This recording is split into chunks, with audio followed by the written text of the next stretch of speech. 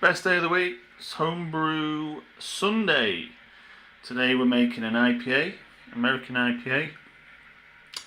Hops are Amarillo, Chinook and Sorachi, which is actually Japanese, but I quite like the lemony herbal flavour, and it goes well with sort of like the grapefruit sort of citrus profile of Amarillo and Chinook. We're using 4.5 keys of Otter, or pale malt, if you will. Chucking in some oats this time to spice it up, give a nice mouthfeel. We've got some Munich Malt in there and some Carared just to help with the colour. 65 degrees we're aiming for, so just waiting for that to come up to temp. As usual, you set it in the mash position, normal, and normally it takes around, I don't know, 20 minutes to get to temp. Before it gets to temp, get the basket in, already set up there, the overflow pipe and stopper, got the old handle to lift that in. Yeah. So good tip is, well, I've just figured this out. When you want to seal your hops and put them in the freezer, a good tip is to just cut the bag a little bit bigger, and then each time you need to use them, you can just cut along the seam at the top there, take the hops out that you need, and then just real seal the bag further down. That way you're not wasting the bags, essentially. That's the tip. So we're just mashing in now. Basically add a little bit of grain at a time, stir it until all the grains are wet, and go right to the bottom, mix up to the top. As long as all the grains are wet, then you've done your job. So as you can see on the thermometer there, it says it's 63 degrees. Well, they reckon it drops around 3 degrees depending on the grain bill, so don't hold me to that, but around 3 degrees is lost when you add grains because of the thermal fucking whatever. I don't know the science behind it, but it just happens. It doesn't matter though. So once we've done the mashing, we'll add the top plate, put the recirculating arm on, and it will start to pump from the bottom through the top, and the temperature will regulate back to 65. Well, that's what we hope anyway. So we've got our sparge water at 75 degrees. This is a mash out. It's been doing that for 10 minutes at 75 degrees. So we're going to lift the grain basket up out of the Grainfather, put it on the little stands that it's got around the edge. I think there's about 4. And we'll pour over the sparge water using our Pyrex jug. After we put the top plate's already on, we'll just push it down so it reaches the grain bed. And then we'll get it up to boil. I'll pop upstairs, get to the hop bags. 60-minute boil, and then we'll cool it down real quick, chilled, and into the fermenter. So interestingly, we've lifted it up, as you can see the little feet. That's where you put it on. It's took quite a while to drain down, but I'm thinking, looking at the angle, you can see the edge and that edge, it sucked it down with it. Not seen it do that before. I don't think it'll be a problem. Just wait for it to drain through, and then we'll just take it back. We might have to reseat the gasket, possibly. We'll see. Oh, it won't take 2 seconds. Might be a little warm, but then what we'll do is we'll straighten it out and then get our sparge water poured over. 12.5 litres. Probably take, well, this is draining really well, so I reckon it'll probably take about 20 minutes, half an hour. After about 15, we'll flick it to boil. That means that we efficiently get up to boil with minimum delay between. sparging and boiling. About halfway through the sparge, probably around 6 litres, maybe less, maybe 5.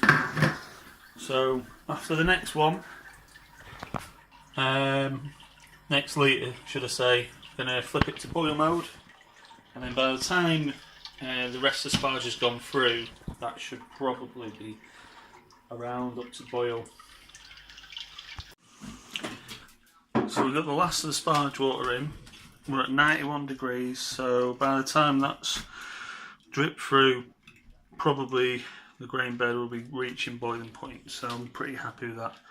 It may even drip dry, well not literally, sooner than it reaches the boil, but still, from a time saving point of view, I'm happy with the results. So the bittering hops have gone in, Chinook and Sorachi, 1 ounce Chinook, ½ ounce of Sorachi, and we've got some Amarillo, and it's going to go in at 5 minutes before the end. ½ ounce again. We've got a nice vigorous boil here. Every now and again you are best to use a paddle like this one to scrape off the bottom element to stop it burning, which means you're not going to have a big job on your hands when it comes to cleaning. You'll only make the mistake once if you do, because you get this caramel crispy burnt bottom, which is a real bugger to clean. So 45 minutes, protofloc tablet is going to get chucked in, 10 more minutes, last hop addition, and then we'll fish out the hops at the end of the boil, sanitize the machine. In fact, we'll see. I think what we'll do is 5 minutes before the end, last lot of hops in. After 5 minutes, I'll pull the hops out because they'll always block. They tend to block up the pump down the side. It's a real pain. Sterilise the chiller, and literally 2 minutes later, cold tap on, cold water feed through, and it'll be ready for getting straight into fermenter. It's that quick. It's amazing. I'll show you. So the hour's up. So what we do is we just flick that. That's the pump. Turn that just in the off position. Then we're going to connect the chiller to sterilise for 5 minutes. What you do is just, in fact, the first thing that you do is hook out the hops.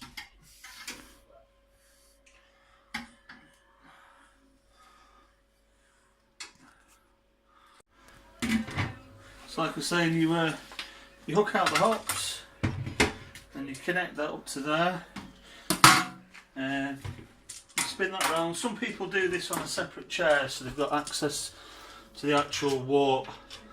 I'm not too fussed about that. Hook that up, make sure that the pipe's all spot on like that. You take this one, so that's where it's going to feed through, and you pop it back through the top. And then you turn that in the downwards position. That gives full throttle to the pump. Off it goes. So it will spin all the way around the coils, and that's how you sanitize. You only need to do it for 5 minutes.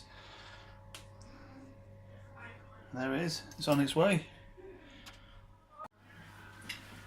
So that's been sterilising for 5 minutes. So all we do is turn this on,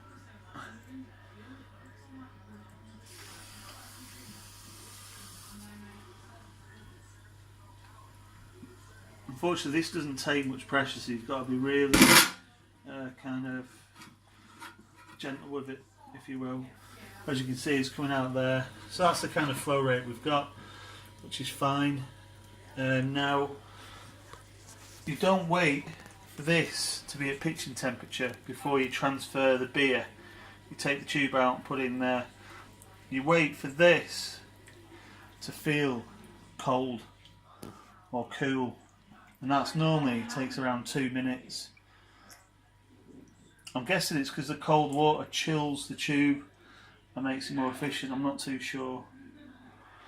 But what we can do to restrict the flow is just turn that slightly, so that's fully off.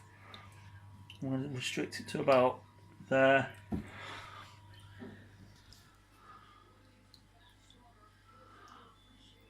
See, already that's starting to feel cool. So what I'm going to do to test how hot that is I'm going to turn the pump off and fill the trial jar with the sample and see what temperature it is. So, as you can see here, just look at the top of that, mate.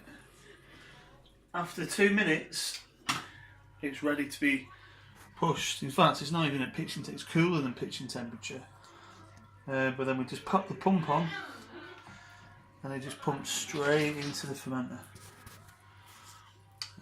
So we're going to take the gravity reading now. We'll make an adjustment. I'll tell you what that is in a minute. But we know it's 15.7 degrees. That's calibrated for 20 degrees, I think. So we're after 1.060. What is the magic number? And let's have a look. So at 15.7 degrees, we've got 64. Looks like 64. 1.064. So I'll come back in a moment and let you know what percentage that. So here's the finished product. It's in the fermenter. Before I pitched the yeast, I shook it violently. I don't know if you can just see that line there. It's about 2 inches high to oxygenate it. I don't use oxygen stones or anything like that. Just a bit of elbow grease. And then I pitch the yeast on top, and I'll give it a bit of a swirl later on because it's just sat on the foam at the moment. Some people rehydrate the yeast, that's fine. I've found that with my beers using US-05, no problem. No need to rehydrate. So, see how we get on.